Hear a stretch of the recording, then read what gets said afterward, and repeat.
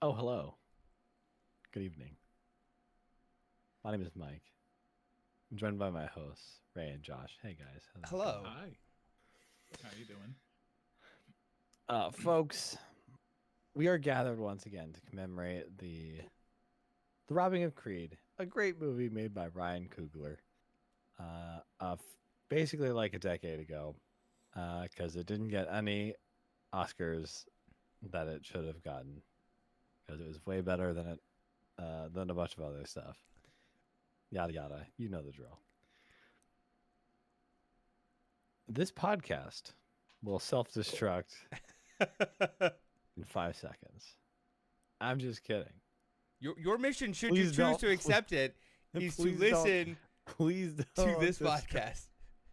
I don't accept this podcast. Click, delete, Oh my God. unsubscribe. That was the impossible mission. It's not mission people to listen difficult. for 30 seconds. Yeah. As Good thing this Anthony isn't mission fucking difficult. Hopkins. This is mission As impossible. Anthony fucking Hopkins. One of said. the But best we'll get to lines in that. all of movie That's right. history.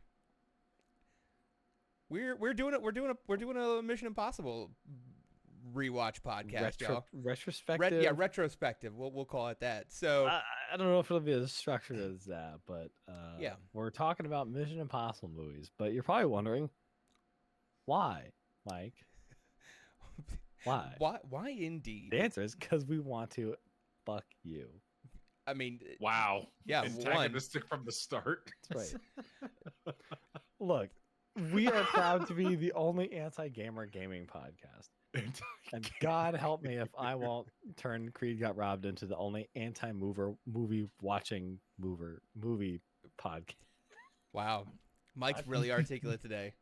Hey, so what are we doing here? Yeah, so our Nosferatu podcast, obviously Mike crashed out a little bit about Mission Impossible 8, and I kind of asked if I needed to see the other ones to have seen the new one, and they're like, really honestly, you need to go all the way back because there's stuff that's referenced the entire time. And I said, you know what?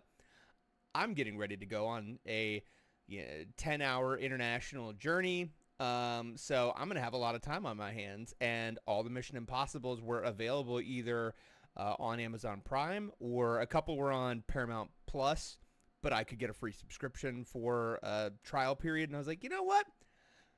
Let's see what Mission Impossible is all about, because I had never seen a single one. My closest cultural reference was, there was a radio show that I think probably broadcast nationally, but if at least in my local area, that they used the Mission Impossible theme, and you had to listen in the morning to get the clue, and in the afternoon you had to listen to call in when it was time. And that's literally my only frame of reference for what Mission Impossible is and was.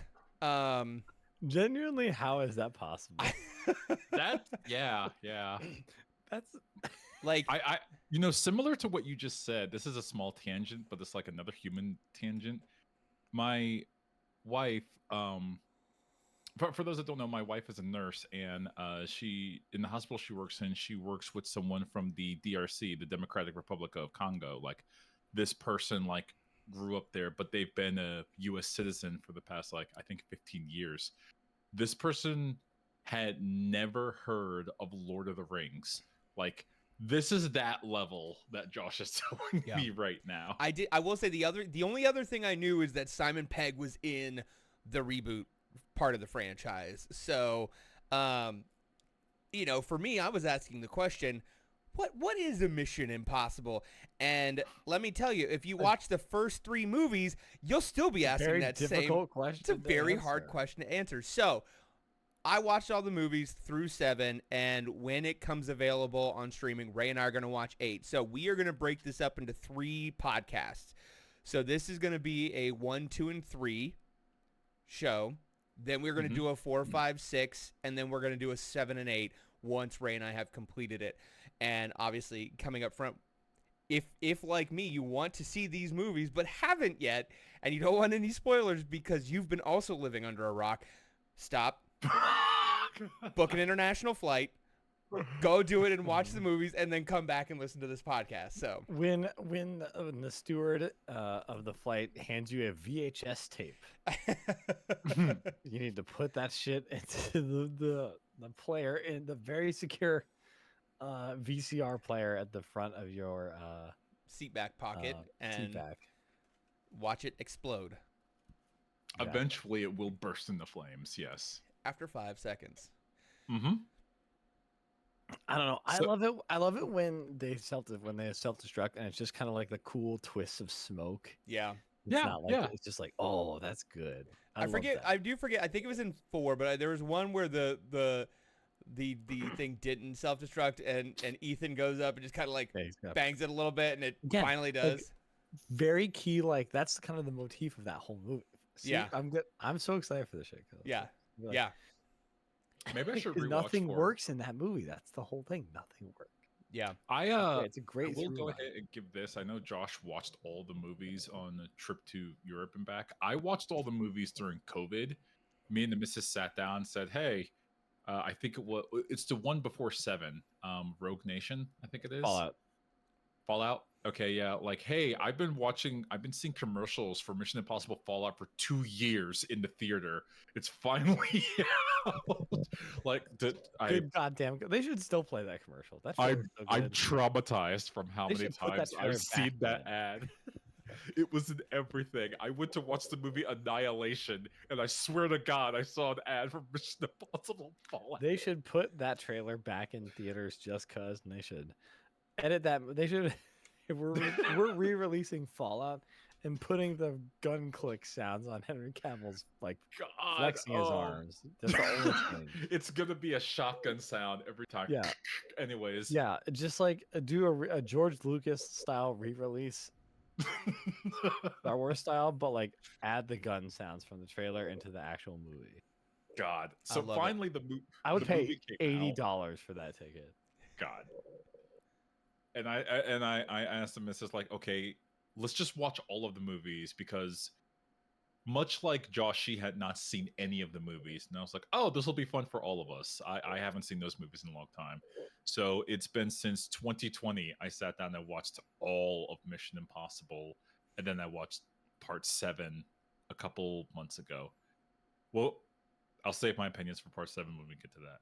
Josh, what you think of part 1? Movie. What'd you think of Mission Impossible? Mission Impossible came out in 1996.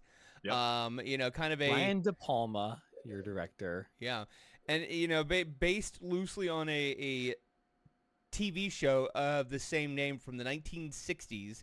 But we get a very young Ethan Hunt, Tom Cruise, played by Tom Cruise, getting ready for a little mission in Prague, I do believe, and we are immediately murdering the entire team that he is working with. I was like, oh, we got Emilio Estevez in this movie, and he's the first to die, and I'm like, oh, Yeah. oh no, this is not going very well. You did have Emilio Estevez for Yeah. like all of 2 minutes. Hope you And like enjoyed him. 96, Emilio Estevez would have been a pretty big name, so like that was big to pay him for 5 Yeah, minutes great. of a movie. Just like great little, just like, because you're like, oh yeah, this is the crew, and then it, like just does a really good job of like, giving you that like some recognizable names, and the way it kind of like gets into the crew like really quickly with like, I'm so excited because we're like doing all this. We're gonna get to like our favorite, like what's our favorite mission reveal? What's our favorite? Like we can debate about like what's the best mask reveal. I'm Like gonna as we go through all of this, because there's like, oh god, there's so many good ones. I'm gonna be boring, and you might find this disappointing, or you might find it respectable. Either or. This is literally my favorite Mission Impossible movie. Like, to me, it's downhill from here. This is, to me, the top of the mountain for all of them. And the reason being, and this is what makes my opinion kind of boring, and I'm willing to admit that, is because it is the only one that's a spy movie. The rest of them is Metal Gear Solid Unchained. that's very valid, and and this goes back to Josh's point about like, hey, Josh is like, what the fuck is the Mission Impossible movie? And like, you watch this movie and you're like, oh, okay, that was pretty solid, and then you watch the second one, you're like, that's a sequel to this. Yeah. Yeah, And it's so cool. Like I love like it. It's I great. at least knew, like, knowing the tone of 4 and Beyond. Having watched 2, I was like, okay, I know where we eventually get to, because obviously they reboot the franchise, but like I would try to put myself in that 2000s framework of like our mindset of, if I had just seen this after having watched the first movie a few years ago, I would have been like, what the fuck are they doing to this franchise? Like, it just like, what is going on? Josh, I was there. Everyone thought that. It we haven't gotten there yet, but MI2 is a head-turning movie. But we'll get there. yeah, so I mean, I don't know much about the TV show, but I do imagine, being a spy show from the 60s, like there's plenty of double crossing and gadgets and breaking into Like secure classic facilities. spy, like chic. Yeah. And the one thing that we establish in this movie, besides like masking, is, at least for the first trilogy, is like, we are going to have a time when Tom Cruise gets dropped down and does, his little horizontal from the sky. And that's obviously a big part of this movie. Some drama around his descent from the ceiling to get the knock list. But yeah, this movie really does have a little bit of everything when it comes to espionage. And I love how some of the bits in this movie are so blink and you miss it, and like they don't like signal to them in a way, like a super huge way. Like the senator, like that you see on like the TV interview, like that's Tom Cruise, like doing that interview. Yes. And it's fun to see him, like it's like what is that? Why does that guy look like that? Oh, it's just like, it's just really fun stuff like that. Which they will call back to in a later movie of like, them spiffing an interview on television for a specific reason. But yeah, that was really, really good.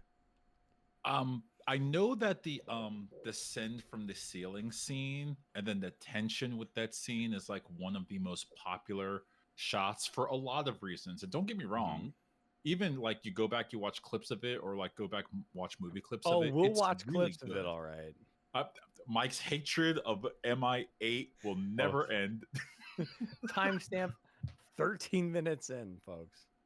But I want to say one of my favorite scenes from MI1 is when Ethan Hunt is just sitting there kind of pissed and he's chewing gum. Then he takes it out and slams it against the window and the plastic explosives. I'm like, that's my shit right there. And maybe that's just the James Bond fan in me. That's like, he has those gadgets and you never know when he uses them. But when he does pop off and uses them, and if it's shot correctly, it just makes that scene work. The chewing gum scene is actually one of my favorites in the first movie. Yeah. Again, and is this like this is like his first meeting with Kittredge, right? Yes, in the restaurant. Yeah, and played by Henry Sersney. And God, I think the reason why, as we go through this, we'll have to probably last episode we'll have to reveal like our final rankings. Honestly, okay. Something like, because I bet each of ours are going to be different. Well, as a matter of fact, I know they are, because Ray, you and I have a different favorite. But like, Kittredge is just one of my a character archetype that I love, of like begrudging straight edge G-man, right? Who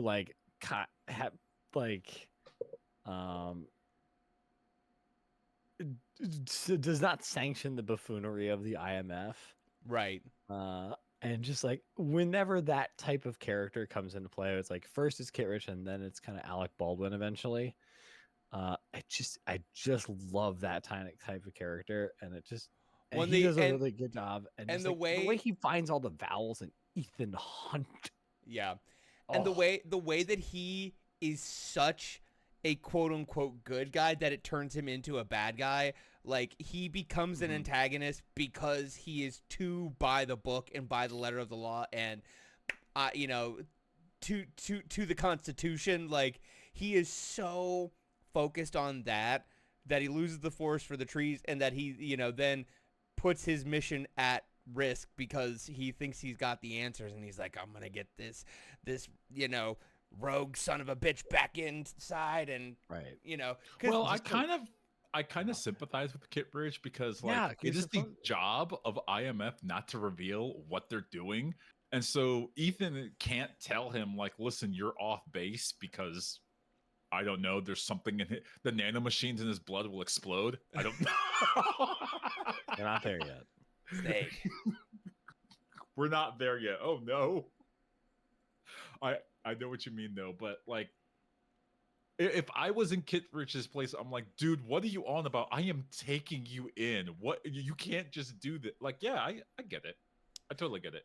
Something else I'll point out in this, you know, when they decide to break into Langley, you know, the big CIA facility, to steal the actual knock list, to have it to trade for the fake knock list, don't worry about it. It makes sense to Ethan Hunt. He, like, no, that's an insane thing. He makes a big deal about not doing unnecessary murder. He loses that later. Don't worry. But for this movie, he's like, his body count is incredibly low. Like, he is not here to do murder. He is here to do a spy. Yeah. This is the one and only spy movie. in a lot of ways, this kind of feels, it's fun to see how, like, with how big that ethos becomes later in the series, like how much of it is present early on, that there's probably an easier way to, like, because he even, like, Jean Reno's character, like, pulls out the knife and he, like, stops him. Like, he's always trying to, like, find, again, like, the most difficult way to do it, because he's not there to, like he won't, like, sacrifice people to do this, no matter, like, what the ratio is, which is crazy, but that's, like, why it's compelling. And pardon me, I wonder if it's, like, even like a Tom Cruise thing, because a lot of this is, like, very much like the kind of central idea of, like, Top Gun Maverick, where it's not about whether or not the team can do the mission, it's about whether or not they can do the mission and get everybody back. Yeah. And that's, like, a really fun, again, becomes a bigger kind of through line later in these series. But it's fun to see, like, how much of that is already present in 1 and 2. I got a question for you, Josh. Yeah. Yes. How often were you tracking the Tom Cruise contractually required wide angle, him running shots? Happened a lot. It got to the point where watching them with my wife, like, marathoning them throughout COVID, we just, like, we would take, it was a finish your drink moment. Like, whatever drink you had in your hand. Time to finish and get a new one. Yeah, yes, exactly that. Run. It's great. And watching him progress to, like, running from, like, tactical gear into running with a suit was hilarious. Like, watching Tom Cruise run in a suit, pretty great. Don't worry, he will keep doing that in every movie. It's great every time. Fuck you. But also, you know, to Ray's point of this being a spy movie, you know, especially kind of comparing it to the James Bonds, like, and also getting ready for the whiplash of Mission Impossible 2. Love interest, you know, plays a bit of a part in this movie. Like, there's his he's constantly making this face, like, he's interested in this widow because her husband got nuked in the mission, but you know, there's some tension there, but funny. He also, like, the second he realizes that she might be on the shady side, he, like, banishes her and he's over her, and it's just like, okay, he's kind of reasonable. Like, yeah, he's like, a pretty lady that I probably shouldn't talk to because her husband just died, but I'm also kind of into her. Great. He's constantly mogging. It's so funny. I love it. But then he's like, oh, you're a baddie. Fuck you. fuck, get out of here. Also, you're a just baddie versus, ooh, you're a baddie. what, especially this one and two. Just watching these, it's like, man, movies used to look so good, like no matter what kind of movie it was. Yeah. And there's so many things in this movie just like are just really like, maybe except for like the very the finale, I guess, in some parts, but like just like the night shots look are like compelling and good, like all of the fun camera angle stuff. Like, Yeah, the camera angles are incredible, but like they're so like kind of twisty, and they really give you a sense of like a change of location.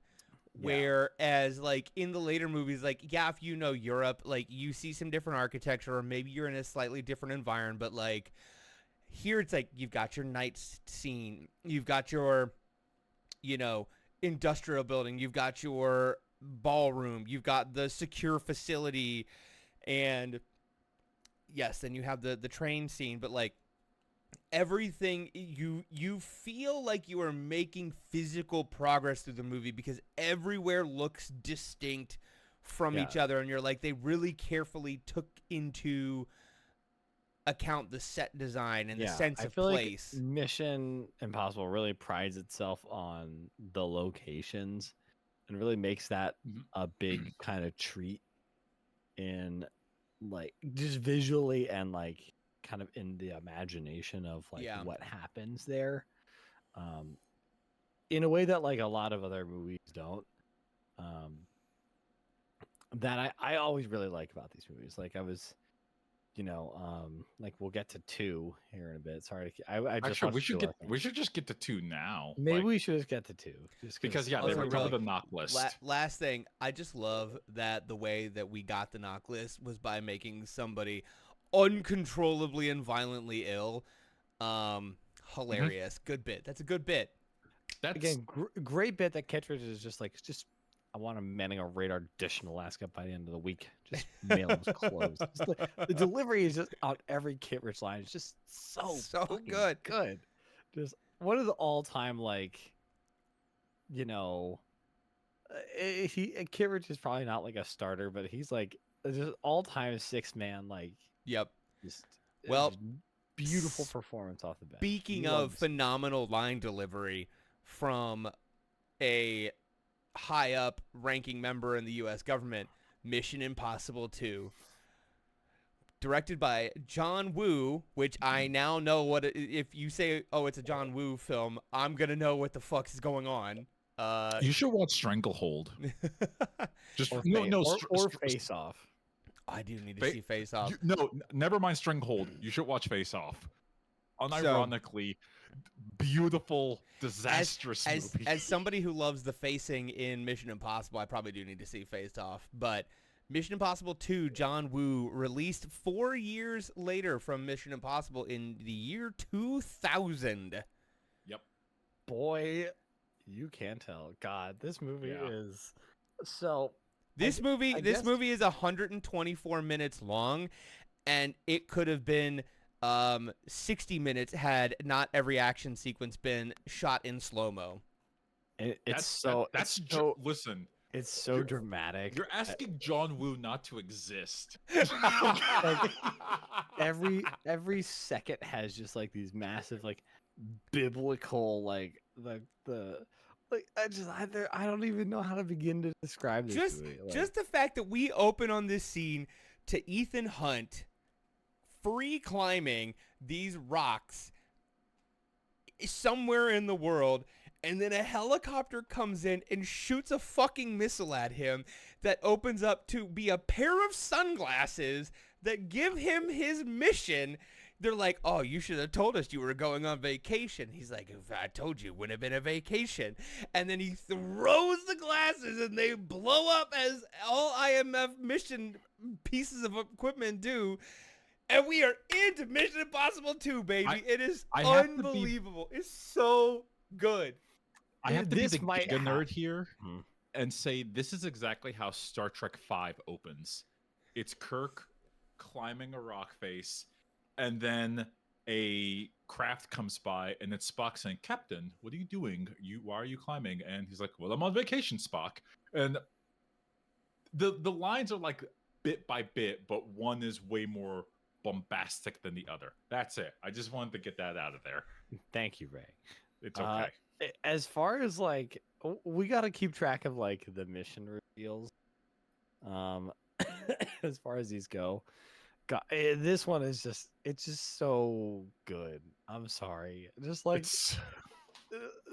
like rocket launcher, because you're like, for 1 second you're like, oh my God, they're gonna kill Ethan. It's like, nope, it's sunglasses. I'm sorry, that's fucking hilarious. Who was the writer of this one? This might be the most, I think, until I watch 8 and make the Robert determination Town is the screenplay writer. This might be the most absurd opening to a Mission Impossible movie. Like, this might be the most absurd mission delivery. I think this one also has one of the, I think, low key, maybe underrated, sneaky good mask reveals in the opening of this movie, where like you have the Australian doctor is like, oh my God, I've made a super crazy disease. That was a bad idea, and it's inside me now. Oh fuck. And he's sitting next to Ethan. Hunt, but it's not actually him. It's the bad guy of the movie. Yep. And like, so he's wearing Ethan Hunt's face, and it takes off, and it's like, it's not Ethan Hunt. You're like, oh my God. Like, again, underrated mask reveal moment. It's true. You don't see it coming. Why? I don't know. I never saw it coming. And yeah, so again, I think that's now you listeners at home are hopefully beginning to understand why we have bundled these episodes the way we have, because 1, 2, and 3 are like so incredibly different from each other. Yeah, that it just it's, and then 4, 5, and 6 have become a little bit more like a uniform. That it's really just. I'm sorry, refresh me for part 2. Is there a nightclub scene in part 2, or is it like a party? It's like a party. They go to the. There's the no. Yes, go ahead, Mike. Because they go to like, there's the stuff in like Seville, like they go to Spain for a little bit. Again, like the location stuff, really fun.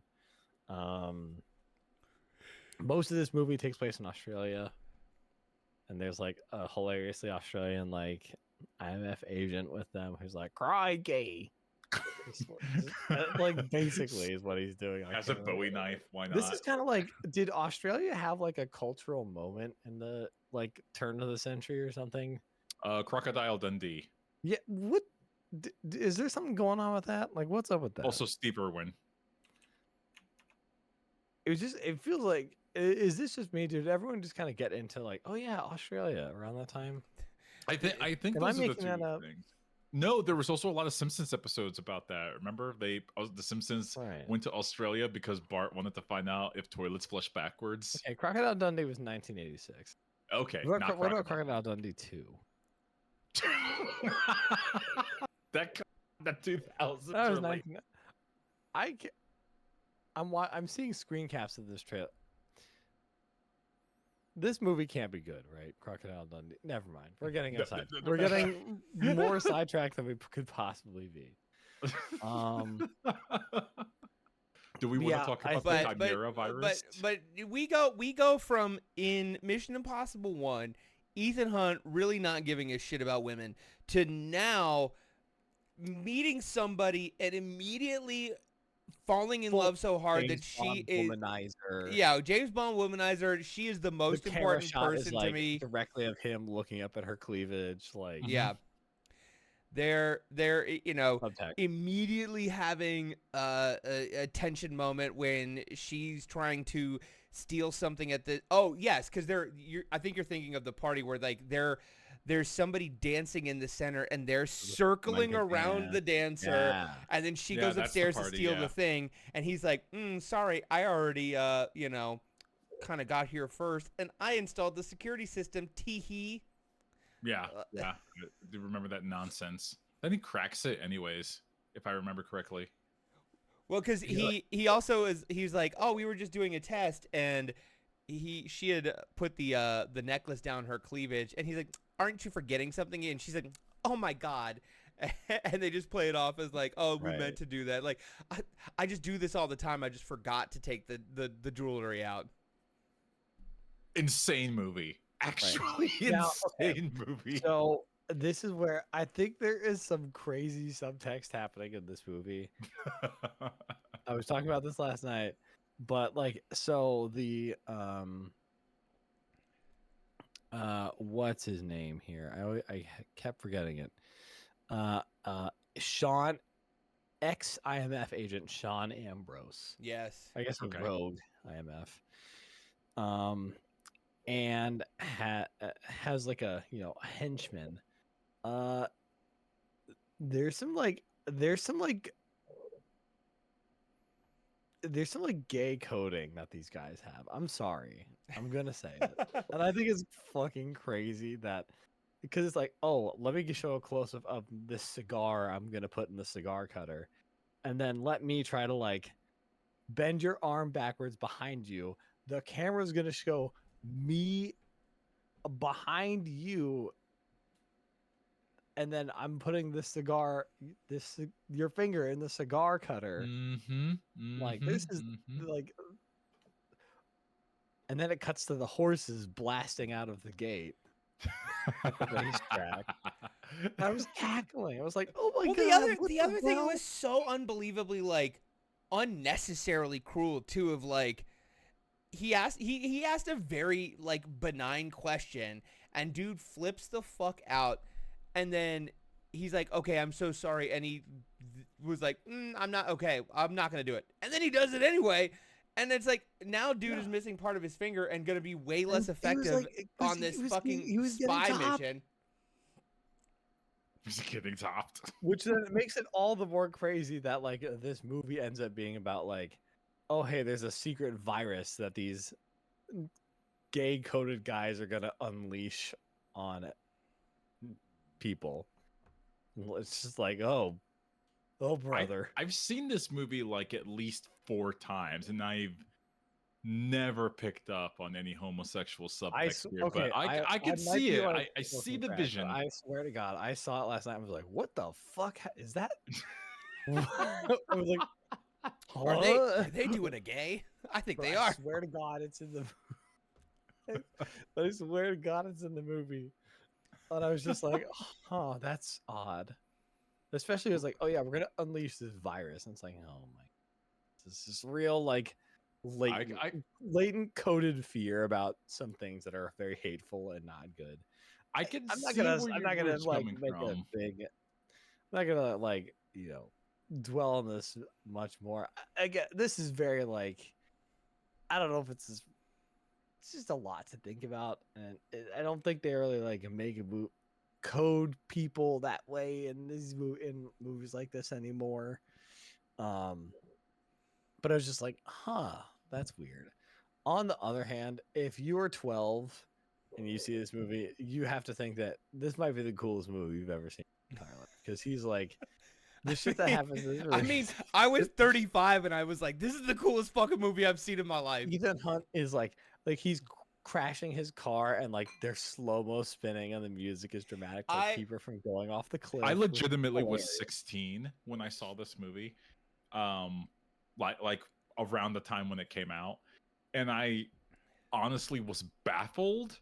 And then I watched it again at like a sleepover at a friend's house. Like I was just spending the night, and we decided to rent it from a Blockbuster. Rest in peace.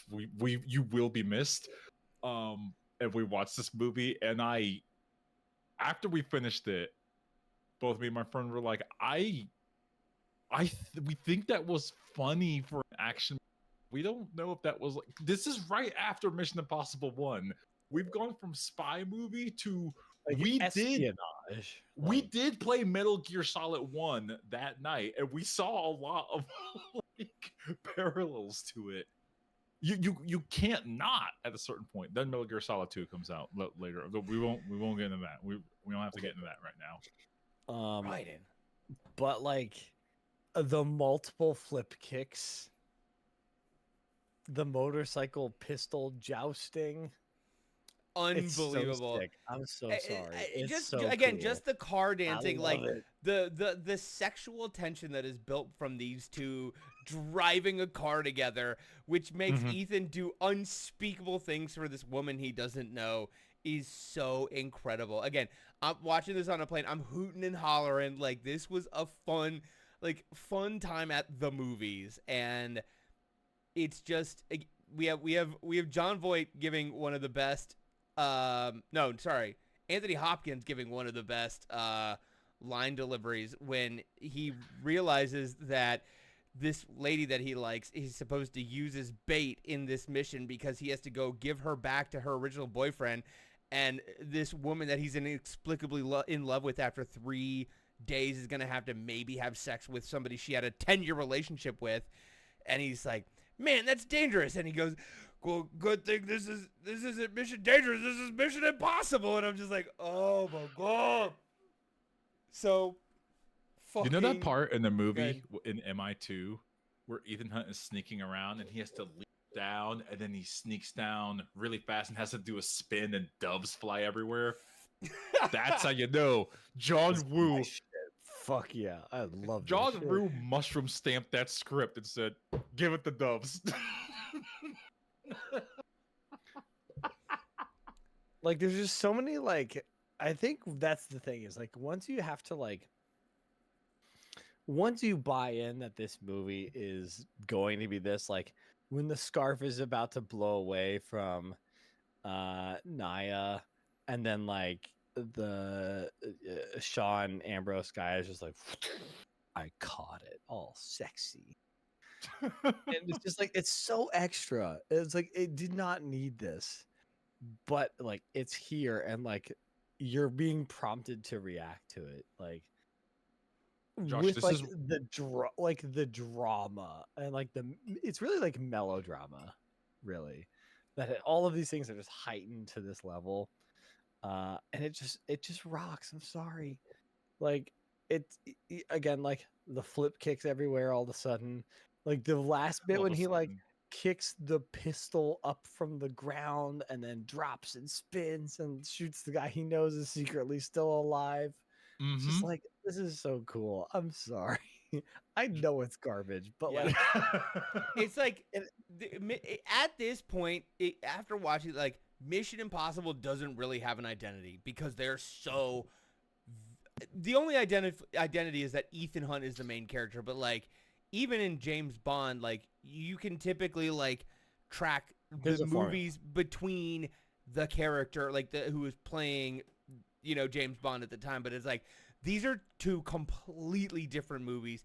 Tonally, the way that they're shot, the way that they do visuals in the environment, the way that the character interacts with, like, his superiors and love interest and his team, like, everything is different. Real quick, Josh, Like, this is why you should watch Face Off.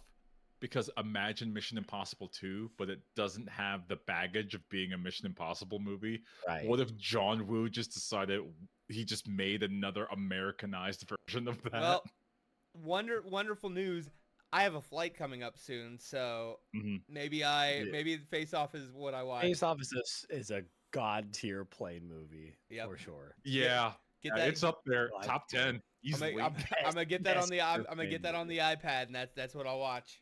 I'm trying to think of just other kind of thing. I think this is my argument for, because pardon me, a Mission Impossible 2 is at the bottom of a lot of people's rankings for the franchise.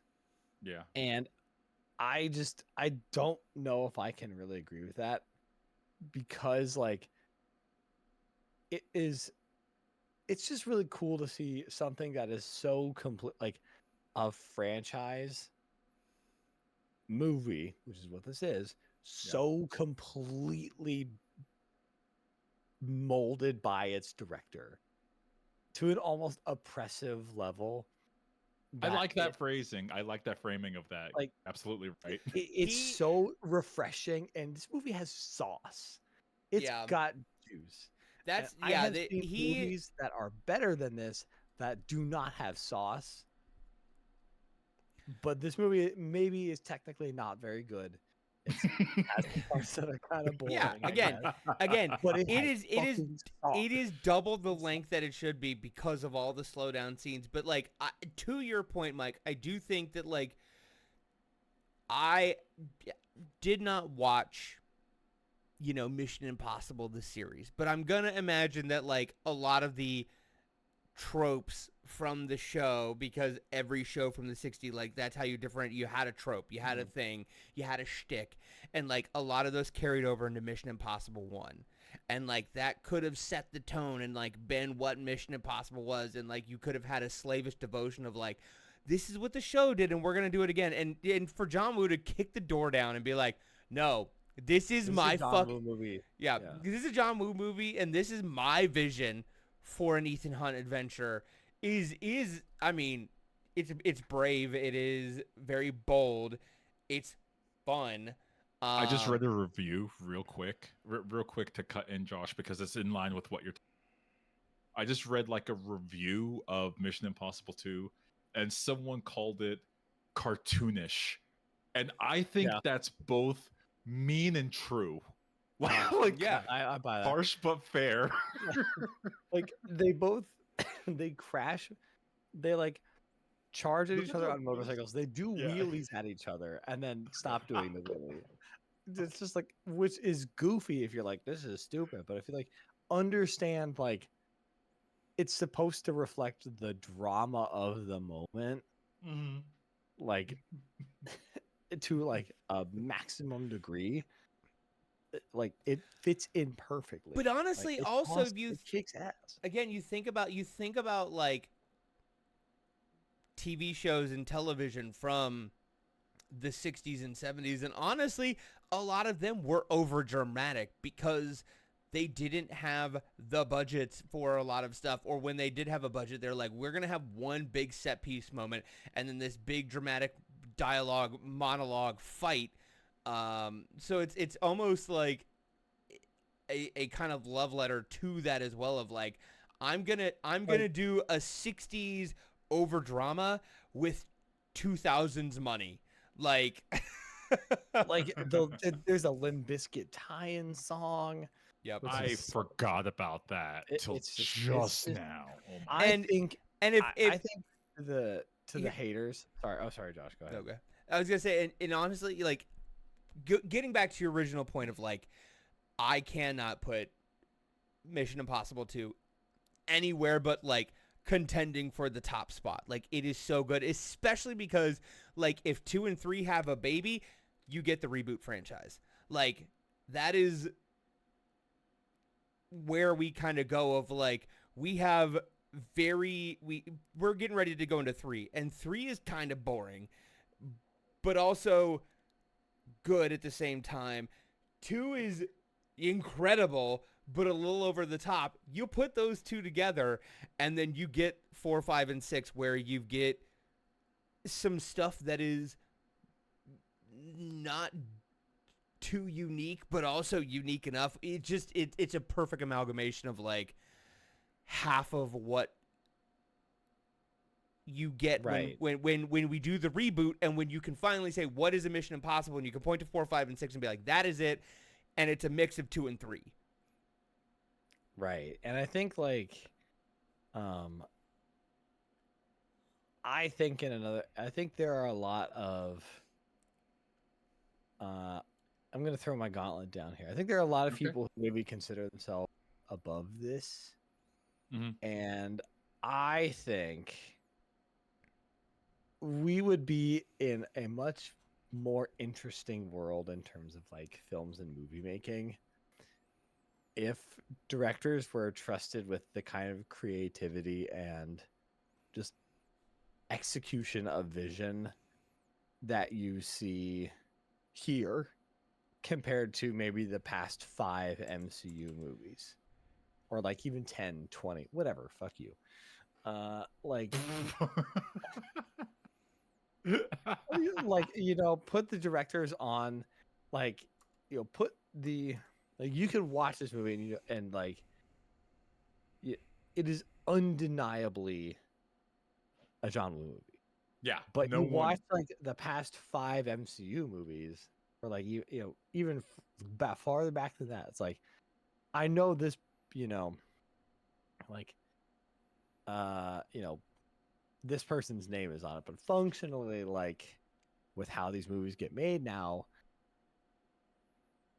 80% of this movie is already made by like the second unit director who's like the or like the CGI house that's already had the graphics done for this for like 2 years. Yeah, Like Yeah. there's you have no room to execute any sort of vision as interesting, potentially flawed, potentially, that you see here. And it's sad that we're not in we're so far away from this type So of like franchise filmmaking. you're basically saying, like, in spite of the issues that MI2 have, you're glad that someone was able to unabashedly execute on it. And I can agree with that, if that's Right. what you're saying. If Yeah, exactly. And I think just one last like story beat here. Like the big again, you get another big like. It would probably be easy for Ethan to just kill Naya to like keep her from you know, spreading the virus, but he's like, I'm never gonna take the easy. Cannot make the easy choice, which is again like there's a good core compelling character thing that they managed to carry across all of these movies, and I think it's really fun that like they find like these motifs, and like that is something as so much as all these movies are so different, like they find these motifs that like do make it like an identifying thing, despite like this movie not being a paranoid 70s 80s political thriller kind of thing that like the first one kind of starts out as, which is really fun. This movie rocks. And now we have to talk about Mission Impossible 3, which released a J.J. Abrams joint, released in 2006, 6 years after Mission Impossible 2. And I will say in the same year that Casino Royale released. It released 6 months before, but Casino Royale released 2006. Oh, Casino Royale came out in November of 2006. This came out in May. Oh, so because I was as I was looking at some of the like Wikipedia articles and other stuff, I was like, you know, thinking about the time frame, I was like, man, this just does feel like it was trying to like tamp some stuff down and be really almost James Bondy. I was like, when did Casino Royale come out? And I was like, oh, it came out this same year. And I'm like, I wonder if the knowledge of like Daniel Craig taking over as James Bond and like Hollywood knowing the production of bit. This is like when did the Bourne movies come out? that's a good question. 05? Because this definitely feels Bourne Identity was 2002, Supremacy 2004. So this is very much in the mix of that too. I think. Yeah. This Especially feels the double life thing, you know, where he's like he has a wife now, they have a house party. That is very much in play with like a Bourne situation. This does feel like a movie that was written to reflect other franchises and other developments in the industry at the time, rather than like John Woo just being like, I'm gonna make whatever the fuck I want. Which I feel like JJ now knowing that JJ Abrams did this too. Are you telling me that a movie responding to headwinds in the industry is helmed by JJ Abrams? I know, it's enemy crazy. number 1 of this number 4 of this podcast. I was about to say. Interesting. I know. Mike has personally declared several enemies. Now, just true lovers of the pod. Who has Mike declared a fatwa on? Like, what are we doing here? The Academy, apparently. In the The name of this- Academy, right. Well, that's the whole premise of the show. Forever and always number one, as discussed as discussed very eloquently at the beginning of this podcast. Yeah. Don't make me do this. No. But you got hey, if you're a newer listener to the podcast, welcome. Hey, you should go check out our Rise of Skywalker Bonanza, The two-parter the episode. two-parter. One of my favorite episodes and one of our most listened to, actually. I really don't know if I can. Now, I'm really trying to think of another one off the top of my head that beats that one. Just God, that was just so. I will cathartic. say, Jesus Christ. MI3 Here we go. MI3 opens hard.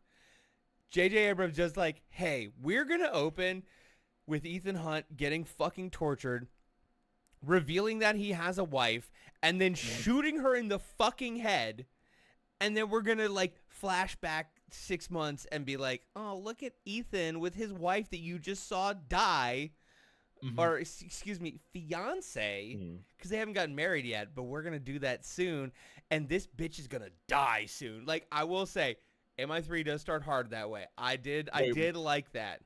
Help me out here. Why did he end up having to shoot her in the head? So Philip Seymour Hoffman is the bad guy, and they are trying to get information from Ethan on the location of the rabbit's foot, and basically we are progressing up of like, I'm proving to you that I'm crazy enough to kill your wife if you do not prove that you are telling the truth. And like, you know, they're hitting her. I think they shoot her in the leg or something like that. So like, you know, it is basically to get Ethan to admit the actual location of the rabbit's foot.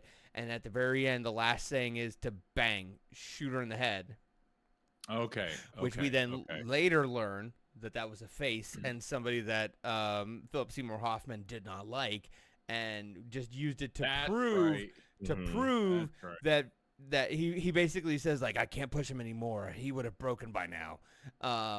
Great line, by the way. And then, you know, admits that it wasn't. They rip Julie's face off of this dead guy, and it's any real quick aside.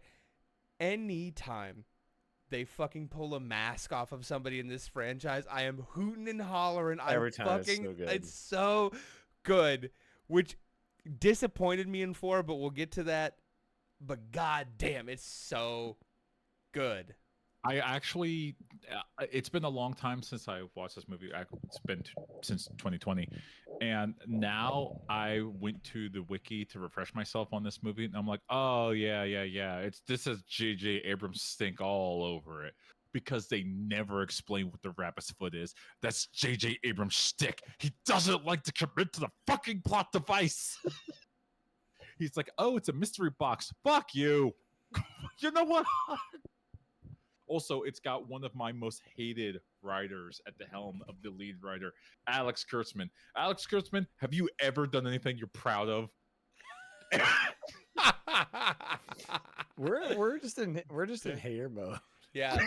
Love it. Alex Kurtzman has touched everything that I liked and ruined it at one point or another. Star Trek. I used to like Star Wars at some point. He wrote Star Trek Into Darkness. Ooh, yeah. Ooh, yes, he did. Oh, yes, he did. That's, He did things to Benedict Cumberbatch no other writer has ever dreamed of doing. But we get in this movie, we get Ethan Hunt has retired. He is going into like, you know, normie life. He has given up. He is just an IMF trainer now.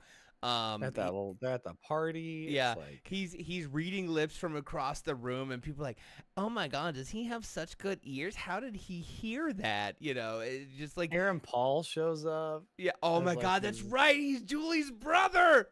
Yeah. Oh my god. Like, come on. We get Aaron. We get Aaron. We get Ethan. Getting accused of loving his top student as she gets murdered, and he's like, you have to go save them. And he's like, wait, did you have an inappropriate relationship with her? He's like, no.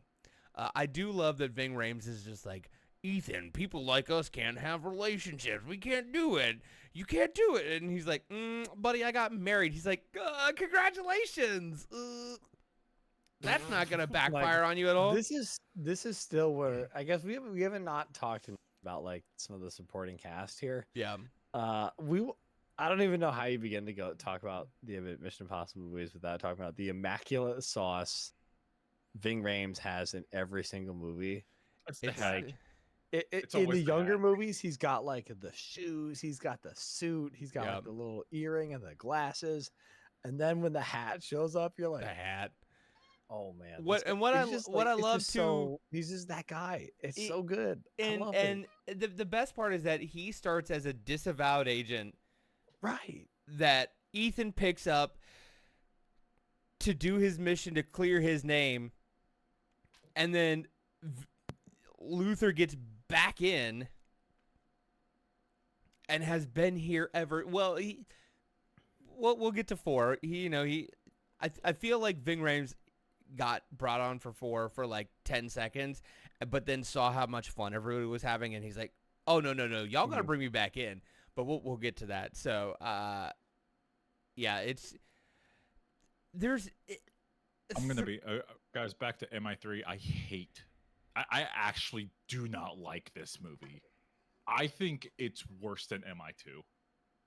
Like MI2. It's my least favorite. audacity.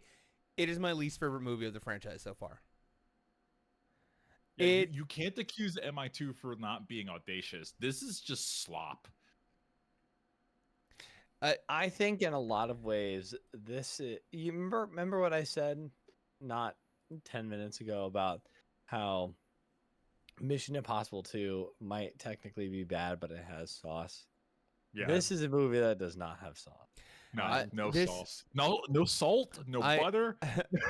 This is unseasoned chicken breast. This is just Unseasoned. unseasoned baked chicken. There is not even a Maillard reaction on it. It's just Nope. boiled. It's boiled chicken. No, I was looking at the Wikipedia article, and there's a quote from the Oregonian reviewing at the time. Sean Levy said that Mission Impossible 3 feels like one of the more forgettable James Bond films, saddled moreover with a star who's sliding into self-parody.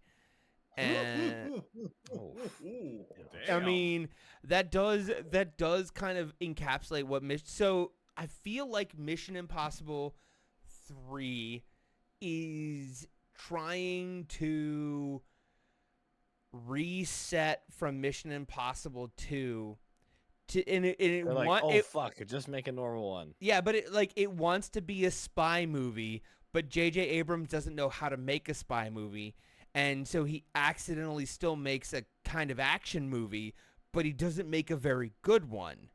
Like, he's trying to make a spy movie, but he still accidentally makes an action movie, and he makes neither of them very well, and it's just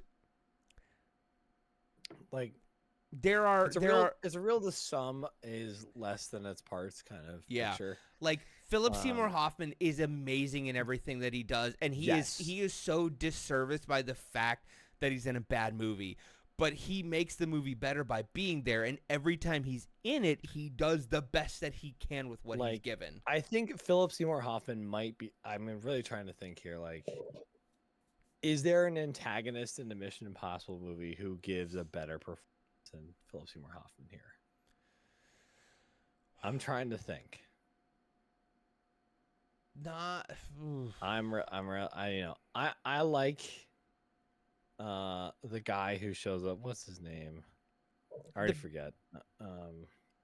The guy from Rogue Nation and Fallout. What's his name? Yeah, he does pretty well. I like him. He is very good. Who talks like this? Ethan. Yeah, no. Him and Philip Seymour Hoffman both have that like quiet rage down perfectly of like, I know what I'm doing, and the fact that you have gotten in the way of that a little bit, I will destroy everything that you love. And he's Solomon Lane. Sorry. Solomon Lane, Just got yes. the name there. He's not he understands why you're doing what you're doing, but he's like, I'm better than you, and I'm gonna kill you for it, but I'm gonna kill you after absolutely devastating you first. And Philip Seymour Hoffman does a great job of that. And like Michelle Monaghan does a really good job of playing the like everyday gal who is married to a spy. Pretty thankless role, but like she does a good job. She really does the like, oh my God, I'm married to somebody who does not what I think he does.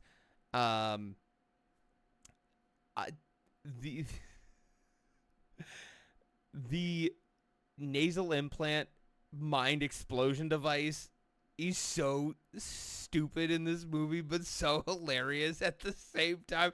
Just, I want to hear J.J. Abrams telling the lady who dies that Ethan Hunt trained in the first early scenes. What's her name here? I'll find it in a minute. But Lindsay, and the face she makes after her mind gets exploded by this device is fucking hilarious. Like it's unintentionally funny, and it's hard to take seriously. It just, oh man. Doesn't like Ethan eventually get a micro explosive? He gets in his one, brain? and then he kills himself and tells Julie to shock him to bring him back, but not before Julie. First, he gives her a quick lesson on how to use a gun. He then kills himself. Julie has How to. does he kill himself? I missed this. He like pulls some electrical wires out from like an electrical box and like shocks himself to death, and then makes Julie like do it the other way. But first, before she brings him back, because Ethan is dead for like 5 minutes, while How Julie. I need help. Before you explain this, I need help. So him killing himself disabled the bomb in his head? Because we're calling back to the first time. In the first part when Lindsay dies, he's trying to use an AED to shock her to like if you stop the heart, it stops the device, and then you bring them back to life. Stupid. Yeah. Okay. So his so way of killing himself he is rips some electrical lines out of a box in this room that they're in, and he shocks himself to death. Yep. Tracking. But he had told Julie how to use a gun because there might be some baddies around. Sure. And the baddies show up, and Julie has to shoot them, and has to kill like 3 baddies. Okay. She at one point reloads the gun because he told her how to do that, and she ran out of bullets, obviously. Then after that, she tries to do CPR on him, and then was like, "Oh, I'm gonna try and shock him." And then he comes back, and he picks up the gun, and he's like, but he was dead for like 4 minutes. God, I hate this movie. Everything. Can you believe that went through script treatment, like millions of dollars worth of script treatment? I'm trying to think like some of the bits that I just to be fair, like some of the bits I like. Again, I like a tour of the Vatican. You know. Yeah. Okay. As a Catholic person, I gotta put Yeah, that out. and I like seeing what's going on breaking there. into the Vatican was pretty cool. Yeah, like like becoming a cardinal to like walk around. That was a good little bit. I love the like getting Philip Seymour Hoffman's character to like read the card. Yeah. To get the sample. Like I think that's just like cool. That's just a cool like idea to like hey, we need your voice print. Like read this so we can like that has like all the phonetic like verbalizations. If you say all these things, we will have enough information Right. to like recreate your voice. I think that's cool. Like and that it's as tactile as like pointing a gun at somebody and like, hey, fucking read this. And that's how they get. Like I just like the granular detail of that. I think that's really cool. But yeah, I think like I gotta think about it a little bit. We'll kind of lock in. No final ranking on anything until our final podcast. Ranking of Mission Impossibles. ranking of Mission Impossibles. No, nothing is committed, right? I'm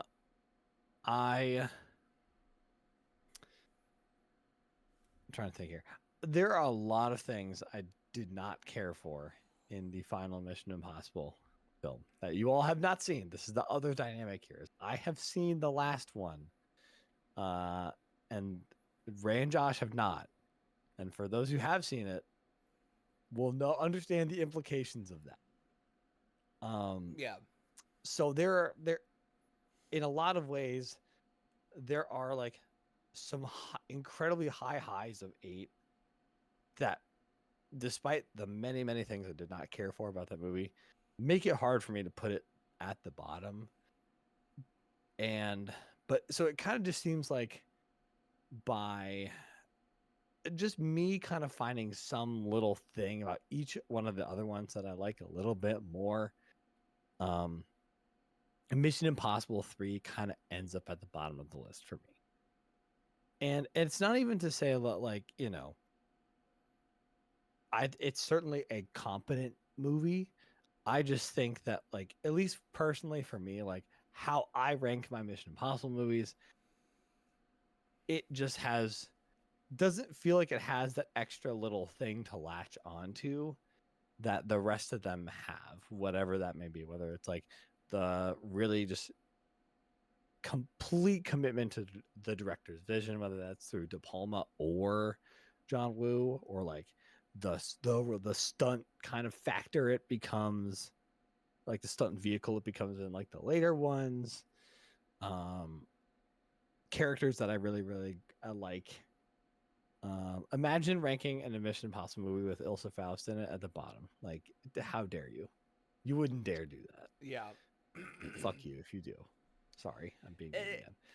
But that's like kind of the fun thing about this, like, doing this, is that like everybody's rankings are going to be different. It's going to be different, and so for me, having like come to this late, and it goes back to like things I texted you guys and what I said earlier, like, if you're just taking the first 3 in isolation and you ask the question, what is a Mission Impossible, you just cannot answer that question, because they're so different. And then you have 2 great movies that are very different, but like still a good time. And then 3 is so just, it's not boring, it's forgettable. It's forgettable. Like, I had a good time watching 3, but I can't remember anything that happened. Like, it's something you forget immediately after watching it. Like,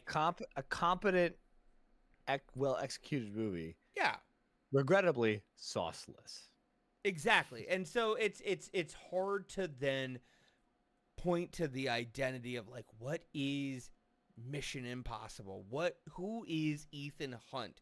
Because it changes so much, but it ends on such a disappointing note. I have to say that this just feels like Alex Kurtzman's writing style, where he just makes forgettable work. This is my other thing here, but yeah, I have one more thing on this. Go ahead, Mike.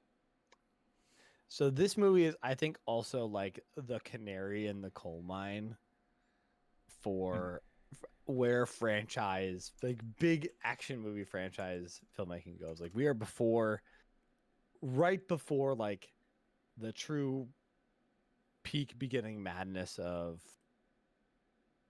comic book bonanza happening. Mm-hmm. But like, even beside that, but like something engineered to be safe, profitable, before doing something potentially more interesting than that.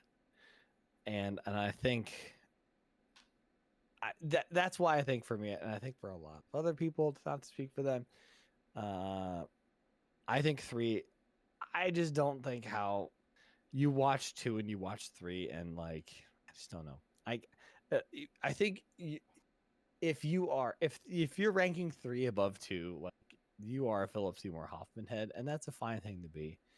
I just think I disagree. And that's the fun thing about it, is that we can agree to disagree on stuff, because it feels like outside of 3 and 2, I will admit, a lot of the other like anybody will rank any of the other ones as like their favorite. So I think it's really fun to, or like I feel like there's a really good case to be made for each one. Like one, I think, is especially like, hey, I really liked the espionage kind of like classic like spy movie that this is, and I like mine, like the one that is my favorite, which we'll get to. I like for a lot of kind of similar reasons. So I think it's just, I just like movies, and I like these movies a lot. See, I like movies. I can be positive. See, fuck you. Fuck you. Thinking I couldn't be positive about something. How dare I you? wanted to point out, in terms of like this movie being safe and making money, this is actually to this day the lowest revenue any MI movie made, part 3. Deservedly so, because as Josh pointed out, like it is completely forgettable. Like I frequently forget that, oh yeah, there's a Mission Impossible 3. Like I remember Ghost Protocol somewhat. Actually, I'm kind of lying there. Ghost Protocol and the one right after that, I think, is Rogue Nation. They kind of blend together to me, but that's also my fault because I watched both of them in the same night. And I think they're meant to be watched back to back. And then you cap it off with Fallout. So that's on me. That I didn't have the 2-year gap that every other normal human Gotta being. give a shout out. This is the first appearance of Benji. This Yep, is we the get first- it. We get it. We get a first You get player of Benji. Benji. He makes a little cameo. He has, 5 minutes where he is like the dude that helps Ethan get the thing done to help save Julie. But yeah, thankfully, Benji sticks around. And He does. to hear our thoughts about Benji sticking around, where could you do that? Where? Unscripteddaming.com, of course. What was that? What was that? This is so bad. No, don't. We're gonna cut this. And No, any we're last not. and The alley oop hits the I know. backboard. last I was like, oh, we're gonna do the pivot, but also last thoughts on the first 3, the first trilogy. Last thoughts there. Mike, you go first then. I think these are really. I'm really excited that we're doing this, guys. Thanks for embarking on this with me. It was super fun to revisit and just think about, like, because as Josh is like watching all these, oh yeah, he is gonna have, after he watches these movies like back to back to back, he's gonna have no fucking clue what these movies are about. And that's awesome. I love that this before every franchise had become Avengers or build to Avengers, I think it was cool that they would just make a movie and then it would just be really, really different. And I think that's what I love about these first 3 movies, is that they're just so completely different things. And I just think I think things would be better, or at least more interesting, if we even got somewhat close to that again in like big movie making. There is a bravery, yes, to 1, 2, and 3 of like, we are trying different stuff, and like we are not just sticking to the formula. And we'll get to this in the next few films and like what happens after the Avengerization of movies. But like, yeah, it is refreshing to have gone back and be like, man, it is nice to like think about when a franchise just got to fucking experiment and try stuff. And yeah, sometimes it works, sometimes it doesn't, sometimes it makes you go like, what even is this franchise? Like, what is this property? But man, it was fun. It was a good time. there were a couple times where I looked back and like, oh man, yeah, CGI's come a long way, but for the most part, I was like, no, God, this is an old movie. I was like, no, we're having a good time at the movies, even in. They're just like sharp looking pictures. Yeah, they really are. Like, it's not bad. They're good movies. It's a good time at the movies. I really liked Mission Impossible 1. Like, that has been a childhood favorite of mine. That I think I've seen Mission Impossible 1 at least like 7 times, because I would rent it again and again at like the local Hollywood Video in like Xenia, Ohio. And I saw MI2, and as I said again, MI2 is just, it's Metal Gear Solid. Dare I say it's not the most Metal Gear this franchise? No, it could go. It will harder. somehow. I need you guys to see 8 the second it is available. Good God. And 3 has one of the most problematic directors in Hollywood, and I keep forgetting 3 exists. That is the opinion I have of Mission Impossible 3. It has done nothing to improve or detract from my life. It is there. It exists. It is allowed to exist. If I never see it again, it will affect me none. If I watch it again one more time, I will ask for that 2 hours back, because I think it is the first Mission Impossible that like breaks the 2-hour barrier.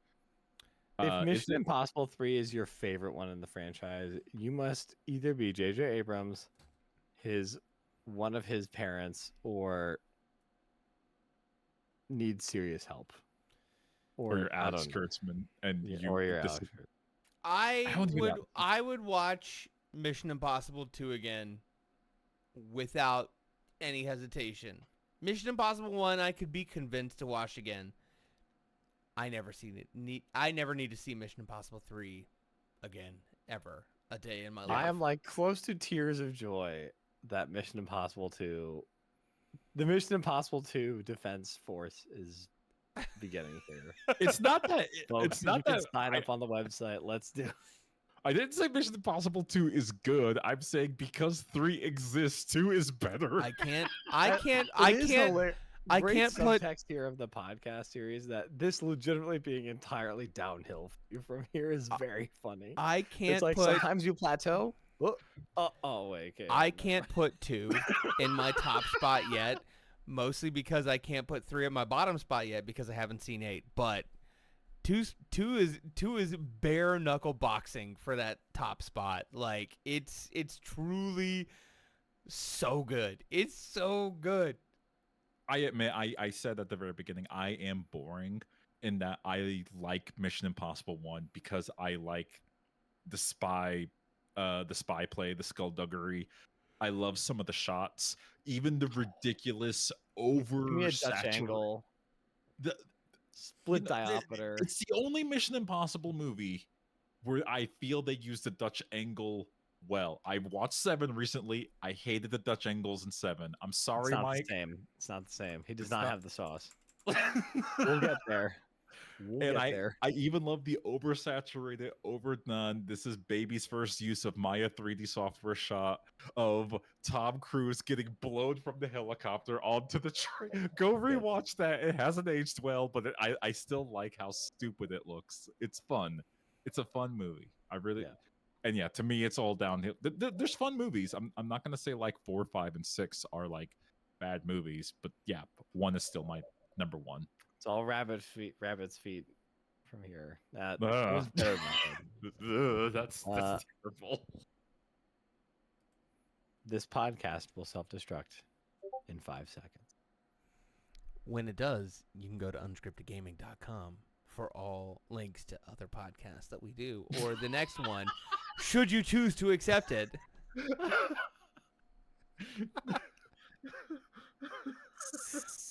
We've gone off the rails here. Follow us on socials, Unscripted Game Podcast on Facebook. We are on Blue Sky at unscript_gaming, soundcloud.com/unscripted-gaming. Audio links to all of our podcasts. We're on all the major podcatchers. You can also catch video versions on our YouTube channel. Just look up Unscripted Gaming 2.0. Thank you for listening to Creed Got Robbed. My name is Josh. My name is Ray. My name is Mike. Peace.